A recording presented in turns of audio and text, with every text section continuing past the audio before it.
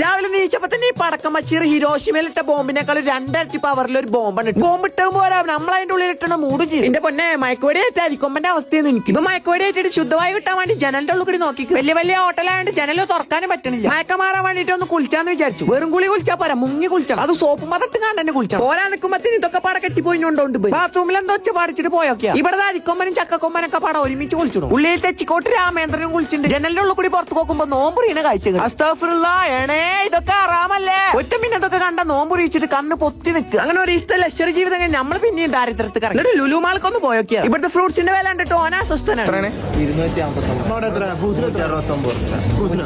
ഓന്റെ പീടിയയിൽ ഇതുക്കും വില കുറവാത്ത. അപ്പോഴാണ് അലിൻജോസിനെ കാണാൻ പറ്റുമോ വെച്ചിട്ട് ഓനക്കൊന്ന് വിളിച്ചു നോക്കിയത്. അഹങ്കാരത്തിന് കച്ചുങ്കാലും വെച്ചൊരു മുതലാണ് ഈ മുതൽ.